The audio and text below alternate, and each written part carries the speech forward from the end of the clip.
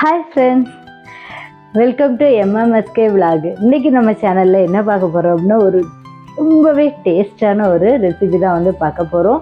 பன்னீர் butter masala. இது வந்து நீங்கள் வந்து உங்கள் வீட்டில் வந்து செஞ்சு சாப்பிட்டுக்கிட்டு எப்படி இருக்குன்ட்டு நீங்கள் எனக்கு கமெண்ட்ஸில் வந்து சொல்லணும். நம்ம இனி எப்படி செய்யலாங்கிறத பார்க்கலாமா? வாங்க.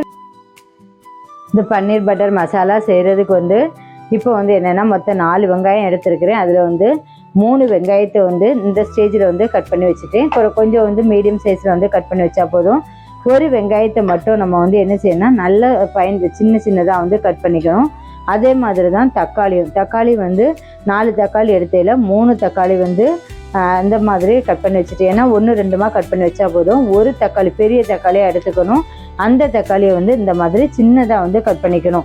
அதுக்கப்புறம் வந்து இதுக்கு தேவையான பொருட்கள், என்னென்ன பொருட்கள் இன்க்ரீடியன்ட்ஸ் வந்து தேவை அப்படின்னா, இப்போ வந்து இதுக்கு மெயினாக வந்து இன்க்ரீடியன்ட்ஸ் வந்து தேவை அப்படின்னா, இந்த மெயினாக உள்ளது வந்து இந்த தேன் தான் வந்து ரொம்ப முக்கியம். அது கூடவே வந்து ஃப்ரெஷ் க்ரீம். இவங்க 2 பேரும் தான், இவங்க ராஜா இவங்க ராணி, இவங்க 2 பேரும் தான் ரொம்பவே வந்து முக்கியம். அதுக்கப்புறம் வந்து இதில் வந்து பட்டை, ஏலக்காய், கிராம்பு, இந்த 3 எடுத்துருக்கிறேன். இது ஏன் 2 செக்ஷனாக பிரித்து வச்சுருக்கேன்னா, இது ஃபஸ்ட்டு தாளிக்கும் போது எடுக்கணும், இது 2வது தாளிக்கும் போது எடுக்கணும்.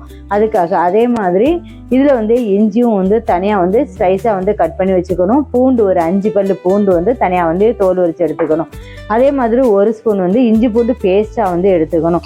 இதுக்கு வந்து இன்றைக்கி வந்து நான் 2 வந்து இந்த பன்னீர் வந்து எடுத்துருக்கிறேன். இப்போ 2ன்னா இப்போ வந்து ஒரு பன்னீர் வந்து எவ்வளோன்னா 200 கிராம். இப்போ நான் அன்றைக்கி வந்து இப்போ பசங்க ரொம்ப லைக் பண்ணி சாப்பிட்றதுனால நான் 2 பன்னீர் வந்து எடுத்துருக்கிறேன். 2 பேக்கெட்டு பன்னீர் எடுத்துருக்கிறேன். இதுதான் வந்து இதனுடைய இன்க்ரீடியன்ஸ். நம்ம எப்படி செய்யலாங்கிறத பார்ப்போம்.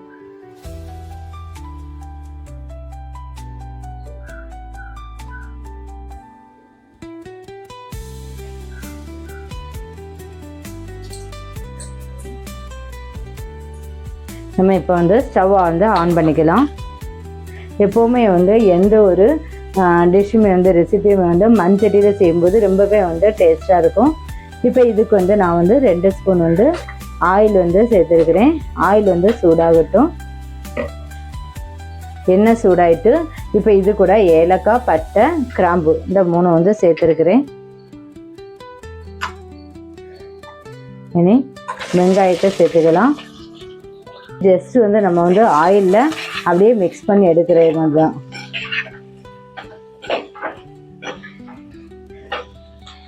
இது கூட தக்காளி,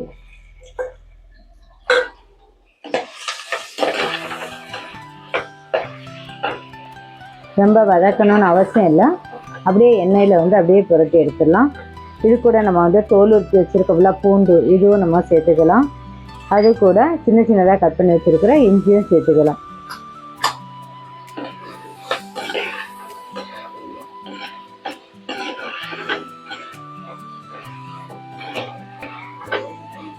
சரி, நம்ம வந்து 10 நிமிஷமாக வந்து ஒரு 15 முந்திரி இதை வந்து தண்ணியில் ஊற வச்சுருக்கிறோம். இதையும் வந்து நம்ம சேர்த்துக்கலாம்.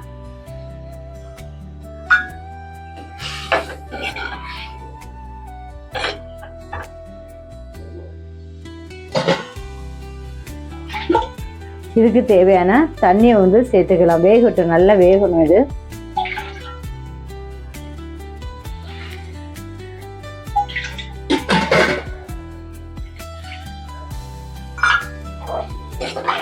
நல்லா வெந்து வரணும்.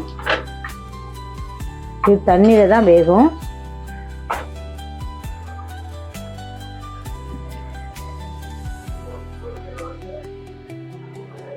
இது வேகும் போதே 1 ஸ்பூன் வந்து உப்பு சேர்த்துக்கலாம்.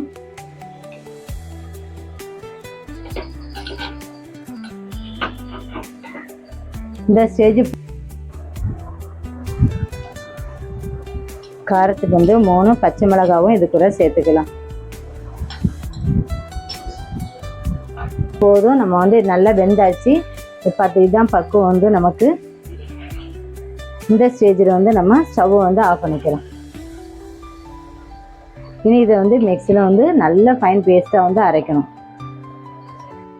தண்ணி அப்படியே வச்சுக்கலாம். லாஸ்ட் நம்ம தேவைக்கு வந்து சேர்த்துக்கலாம். இப்போ இதை வடிகட்டி நம்ம வந்து மிக்ஸி ஜாருக்கு மாற்றிக்கலாம். பதத்துக்கு அரைச்சி நல்லா எடுக்கணும். இது பார்க்குறதுக்கே லைட் ஆரஞ்சு கலரில் இருக்கும்.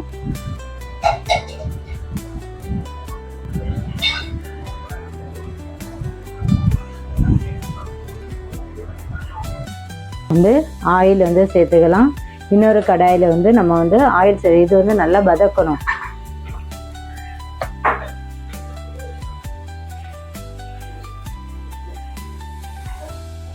பட்டை, கிராம்பு, ஏலக்காய் தாளிக்கிறதுக்கு போட்டுடலாம். பொரிஞ்சாச்சு. பொரிஞ்சதுமே வெங்காயத்தை சேர்த்துக்கலாம்.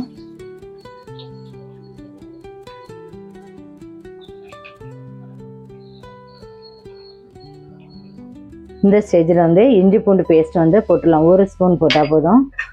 இது வந்து இது கூட ரொம்ப மிங்கிள் ஆகணும். அப்போ தான் அந்த டேஸ்ட் வந்து நல்லாயிருக்கும்.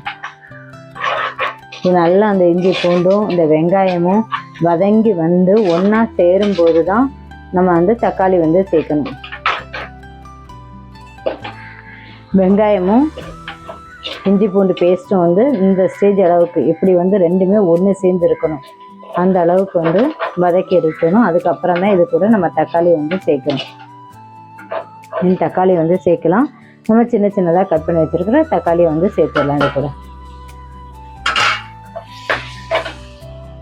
வேக வச்சதுலேயும் உப்பு போட்டிருந்தோம். இதுலேயும் உப்பு போடும்போது கொஞ்சம் பார்த்து போடணும். அளவோட போட்டுக்கலாம். இதில் வந்து ஒரு 1/2 ஸ்பூன் உப்பு வந்து சேர்த்தா போதும். தேவைன்னா 2வது நம்ம சேர்த்துக்கலாம். தக்காளி வந்து நல்லா வதங்கி வச்சு இந்த ஸ்டேஜில் வந்து நம்ம வந்து இதுக்கு தேவையான மசாலா வந்து போட்டுடலாம். மசாலா வந்து ரொம்ப எதுவுமே இல்லைங்க, நம்ம வீட்டில் இருக்கக்கூடிய மசாலா தான். இப்போ ஃபஸ்ட்டு வந்து நம்ம வந்து மஞ்சள் தூள் வந்து சேர்த்துக்கலாம். மஞ்சள் தூள் வந்து ஒரு 1/4 டீஸ்பூன் வந்து போதும். இதுக்கு வந்து நம்ம வந்து காஷ்மீர் சில்லி தூள் தான் சேர்க்க போகிறோம்.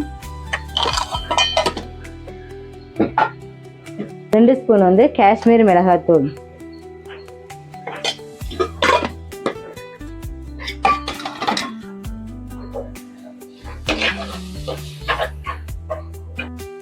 இனி ஒரு 1/2 ஸ்பூன் வந்து மல்லித்தூள் வந்து சேர்த்துக்கலாம். இவ்வளோ தாங்க மசாலா. இனி இது வந்து நல்லா தண்ணி விட்டு கொதிக்க விடணும். தண்ணி நம்ம வந்து அதிகமாக விட்டுறக்கூடாது. இந்த கிரேவி வந்து கொஞ்சம் வந்து செமி சாலிடாக இருக்கணும். அப்போ தான் வந்து நல்லாயிருக்கும். இப்போ இந்த மசாலா வாசம் போகிறதுக்காக கொஞ்சம் தண்ணி விட்டு நம்ம வந்து கொதிக்க விடலாம்.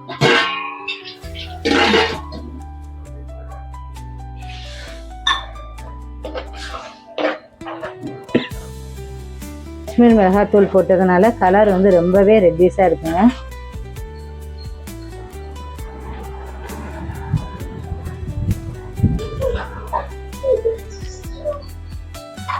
நம்ம இதில் அரைச்சி வச்சிருக்க விழுதை சேர்த்துடலாம்.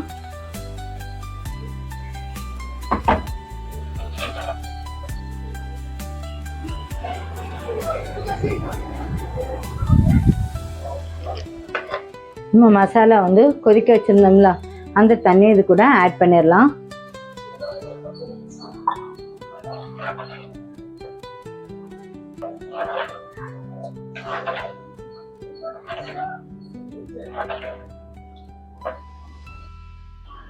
இந்த ஸ்டேஜில் வந்து இப்போ வந்து இதுக்கு வந்து தேவையான கஸ்தூரி மேத்தி எடுத்துருக்கு. இதை நல்லா கையில் இப்படி வச்சுட்டு நல்லா கசக்கி இது சேர்க்கணும்.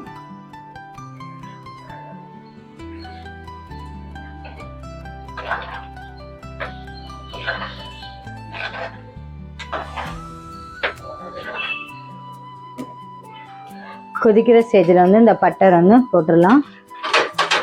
பட்டர் கரையிறதுக்கு மட்டும்தாங்க வைக்கணும். அதுக்கப்புறம் நம்ம வந்து ஸ்டவ் ஆஃப் பண்ணிடலாம்.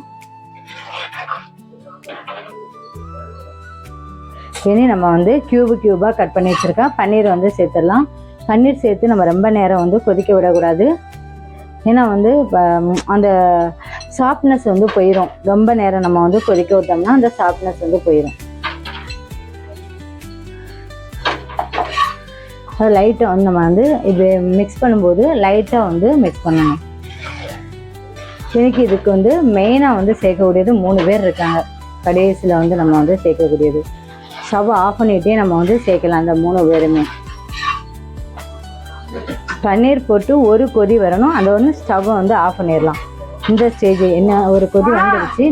இந்த ஸ்டேஜில் வந்து நம்ம ஆஃப் பண்ணிடலாம். இந்த ஸ்டேஜில் ஸ்டவ்வை வந்து ஆஃப் பண்ணிடலாங்க. இனி இதுக்கு மேலே கொத்தமல்லி இலையை வந்து நம்ம மேலாக்கலாம் தூவி விடணும். ஸ்டவ் ஆஃப் பண்ணதுக்கு அப்புறமே இது போட்டால் போதும். இதுக்கு மேலே வந்து ஃப்ரெஷ் க்ரீம் மெயின் இன்க்ரீடியன்ஸ் நமக்கு.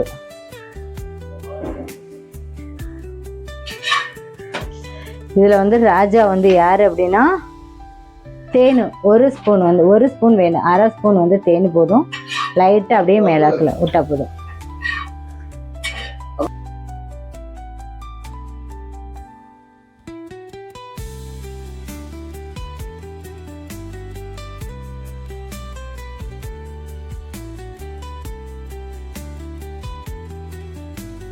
ரெசிபி வந்து ரெடி ஆயாச்சு. எப்படி இருக்குன்னு டேஸ்ட் பண்ணி பார்த்துடலாமா?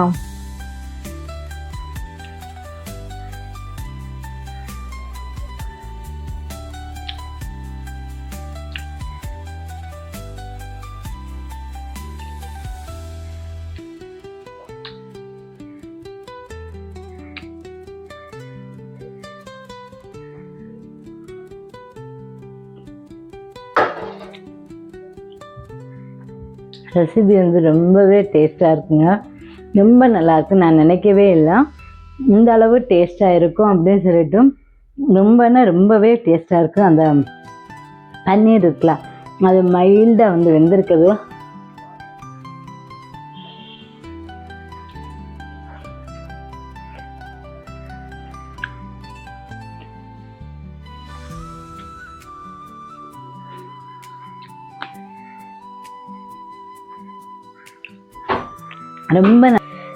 ரொம்பவே நல்லா இருக்கு. நான் எதிர்பார்க்கல.